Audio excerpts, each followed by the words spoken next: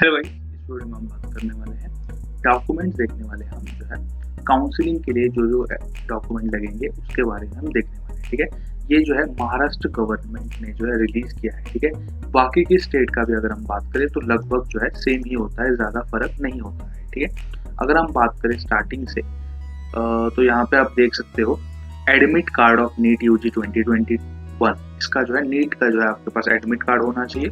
उसके बाद application form आपने जो भरा है अपने अपने ऑफिशियल जो है स्टेट वेबसाइट पे वो आपको देना पड़ेगा। उसके बाद नीट यूजी 2021 की मार्कशीट जो है आपको अपने पास रखनी पड़ेगी।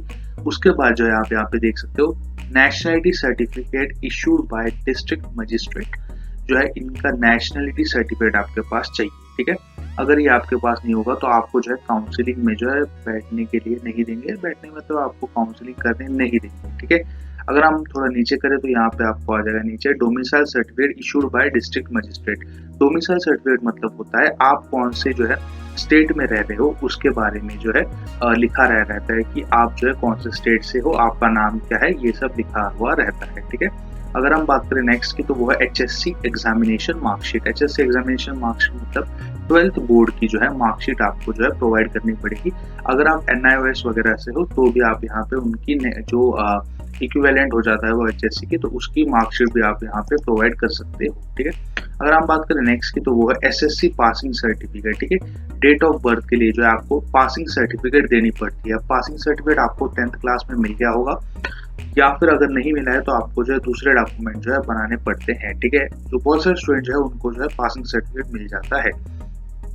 नेक्स्ट रैंक पे है आधार कार्ड। ठीक है, आधार कार्ड बहुत ही अभी एक लाइबिलिटी बन चुका है, इसके सिवा तो बहुत सारी जगहों पर एडमिशन वगैरह कुछ भी नहीं होता। ठीक है, तो आधार कार्ड जो है आपको बनाना पड़ेगा या फिर बनाए वो आपको सबमिट करना पड़ेगा। ठीक है, नेक्स्ट डॉक्यूमेंट की तरफ देखें तो वो है मेडिकल फिटनेस सर्टिफिकेट। अब ये फिटनेस सर्टिफिकेट इसमें ये नहीं होगा कि कोई भाग भाग के जो टेस्ट ले रहे हो आप, इसका मीनिंग ये नहीं होता है। मेडिकल फिटनेस सर्टिफिकेट में आपको जो है बेसिक से जो चीज़ें होती है जैसे ब्लड प्रेशर वगैरह ये सब चेक किया जाता है। और ये जो मेडिकल फिटनेस सर्टिफिकेट है, ये मेडिकल फिटनेस सर्टिफिकेट आप कोई अपने जो है डॉक्टर जो है आपके रिलेटिव मतलब जो आपके कांटेक्ट में जो डॉक्टर है उनसे जो है बनवा सकते हैं। ठीक है, और ये जो मेडिकल फिटनेस सर्टिफिकेट है इसमें ज़्यादा कुछ नहीं होता। जो डॉक्टर का जो पेज होता है जिसपे वो मेडिसिन या फिर जो है लिख के देते हैं कि क्या क्या आपको जो है प्रॉब्लम है, तो उसके बारे में जो लिखा होता है वो आपको उनसे पेपर लेना पड़ता है। और उसके बाद जो है जो प्रोफॉर्मा आता है काउंसलिंग ब्राउचर के अंदर, उसको जो है उस पेज पे प्रिंट करवाना पड़ता है और उस पे जो है साइन लेनी पड़ती है डॉक्टर की और स्टैम्प लेना पड़ता है डॉक्टर का। ठीक है, तो इसी को बोलते हैं मेडिकल सर्टिफिकेट। और ये भी फिटनेस सर्टिफिकेट, और ये भी बहुत ही ज़्यादा एक इम्पॉर्टेंट है। अगर आप ये एक भी डॉक्यूमेंट इनमें से आपका छूट जाता है तो आपको जो है काउंसलिंग करनी नहीं दी जाती है। जैसे कि पिछली वीडियो में मैंने आपको बताया था कि बहुत सारे स्टूडेंट जो है उनको मतलब वो रैंक उनकी ऊपर थी स्टेट मेरिट लिस्ट में भी, लेकिन जो है उनको कॉलेज नहीं मिला। ठीक है, नेक्स्ट देखते हैं necessary document for candidates under constitutional reservation. ठीक है, इनके लिए आप देख सकते हो caste certificate issued by authority from which the state of Maharashtra.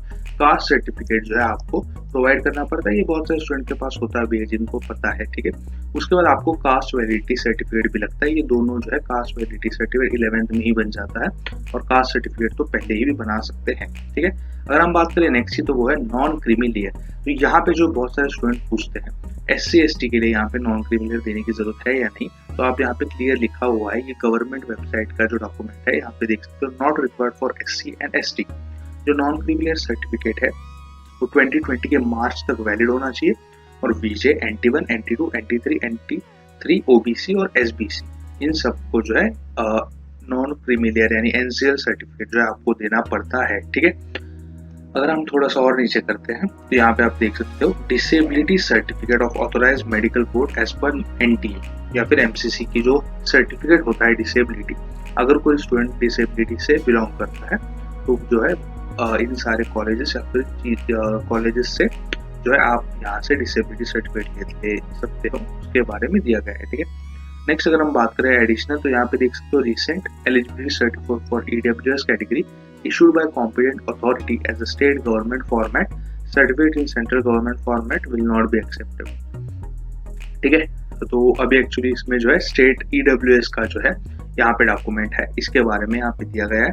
अगर हम थोड़ा सा और नीचे करें तो यहाँ पे हिली एरिया के लिए जो डॉक्यूमेंट लगता है ये जो है आप यहाँ पे देख सकते हो। डोमिसाइल सर्टिफिकेट आपको चाहिए होगा हिली एरिया का, ठीक है। उसके बाद कैंडिडेट शुड पास HSC वगैरह जो है आपकी जो है जूनियर कॉलेज हिली एरिया से पास होना चाहिए, ठीक है। तो ही जो है आपको इसका जो है फायदा मिलता है, ठीक है।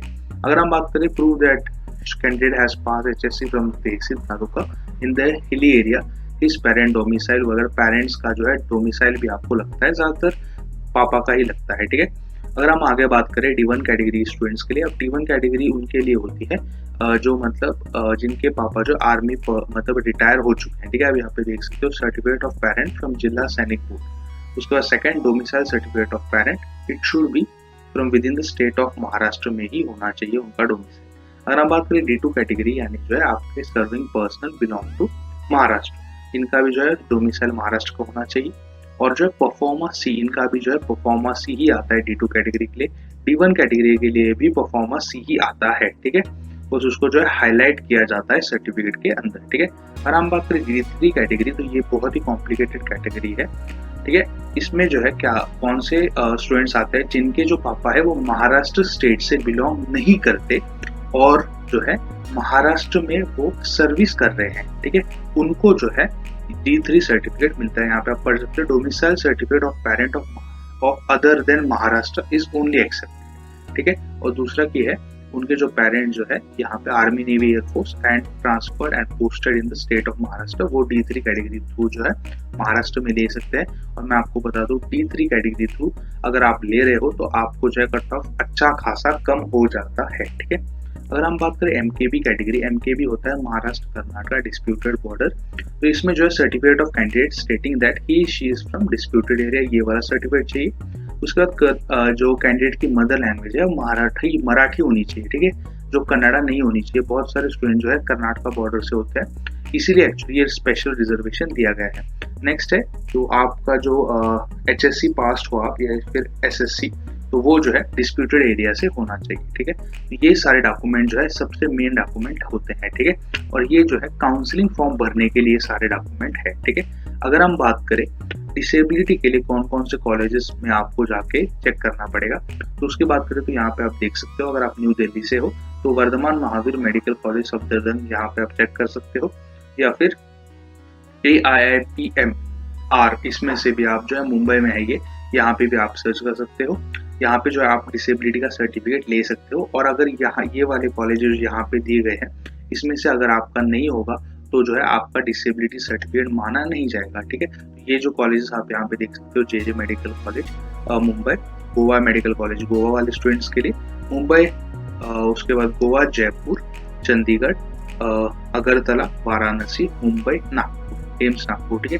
तो ये सारे जो मेडिकल कॉलेज है यहीं से आपको जो है डिसेबिलिटी सर्टिफिकेट चाहिए। अगर आपका यहाँ से नहीं है तो आपको जो है अप्रूवल नहीं मिलेगा और आप PWD से जो है आप अप्लाई नहीं कर सकते। आप यहाँ पे देख सकते हो ये पूरा डॉक्यूमेंट जो है गवर्नमेंट ऑफ महाराष्ट्र का है। अगर आपको ये डॉक्यूमेंट चाहिए तो आप जो है टेलीग्राम चैनल से जो है इसको ले सकते हो, ठीक है। इस वीडियो के लिए इतना ही, थैंक यू।